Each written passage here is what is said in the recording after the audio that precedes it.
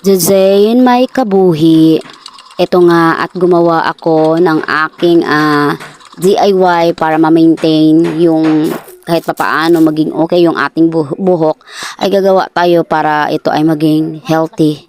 Kasi kailangan talaga nating ingatan ang ating buhok kasi tulad ko ay manipis na yung aking buhok. Nakakalbo na siya. Kaya ngayong umaga ay kakagising ko lang niyan. Of course, ito nga ay nagbo-voice over ako. Mabaho pa yung aking hininga. Ay hindi na ako nagsuklay, hindi na rin ako naghilamos. At didiretso tayo sa ating buhok. At ito nga ay nilagyan ko ng DIY na pampaganda, pampakinis para mawala ang mga balakubak.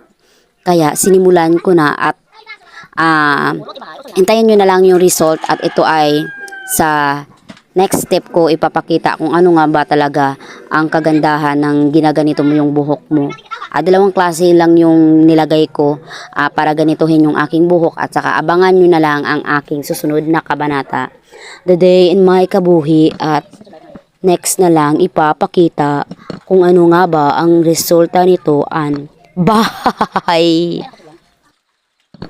Wait lang pala, the day in my kabuhi. At ang haba-haba pa pala ng kailangan kong i-voice over. At saka, napakahirap talaga mag-voice over kung alam nyo lang, kung hindi mo alam kung ano yung sasabihin mo. At ang haba pa pala ng video, kaya wait lang, tatapusin ko lang muna kasi sayang din naman kapag nag-play yung video na walang nagsasalita, di ba?